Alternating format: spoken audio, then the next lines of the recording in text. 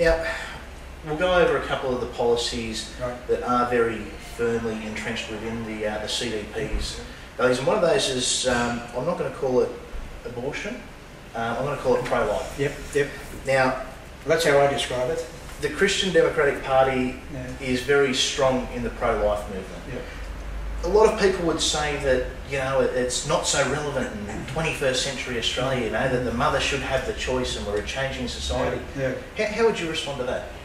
Well, when I mentioned earlier about I felt God called me when I was in the womb, it just showed me that the baby in the womb is precious in the sight of God.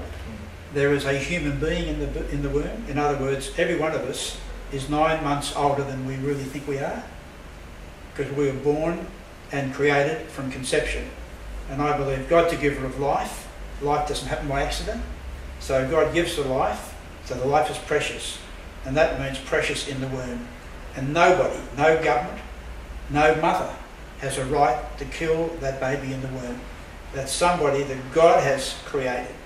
And I've often said with the abortions, 100,000 a year, how many Billy Grahams have been aborted? How many scientists have been aborted? Perhaps the scientist had the cure to cancer. We just aborted him or her. So this is the challenge. God has a plan for every one of these lives, and we should allow that life to proceed. Now there may be dramas in between, people die, have accidents, miscarriages and so on. We know that happens. But we should not interfere in God's purposes. So the impression I'm getting here is this policy is also out of a real love for family and a love for children. Love for family, but especially love for babies. I love babies. And that's why in Parliament, when I discuss these issues, I don't like using the word fetus. I talk about the unborn baby. Unborn baby, and it upsets the abortionist who want to push abortion, because I'm reminding them there was an unborn baby there. They want to say, it's not a baby, it's a bit of flesh. It's just a lump. It's not a person. So we can kill it. We can abort it. And I say that's not true. It is a person. And that person has a right to life. The right of life. And that's why I campaign in that direction. That's good, and I hope you can keep that word. I believe it's God's will. I've got no choice. I'm obedient to God's leading in my life. That's brilliant. And none of these policies, someone rang me up and said, Fred, you must do this. This comes from God the Creator, what He wants for His creation. And that's why I'll stand on these God-based issues if I'm the only person left in Australia. Because people often say, not everybody agrees with you. So what? God agrees with me. One man with God's a majority. That's all. I've got to please God. So when I go to heaven, I don't want God saying to me, Fred, you betrayed me. You let me down.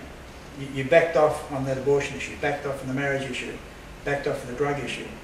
I want God to say, well done, thou good and faithful servant. So really, if we were to say who the leader of the CDP is, it's God. Definitely.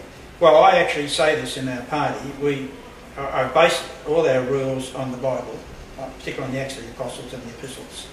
And so I can honestly say that even though we're not a church, because we can't be a church in that sense, but we're very close to being a church in the way I've set it up, so that we want to have a party where Christ is the head. As Christ is the head of the church is his body. I say we are a handmaiden of the church, so Christ is the head of our party. That's great. Not Fred Nile. That's the way it should be.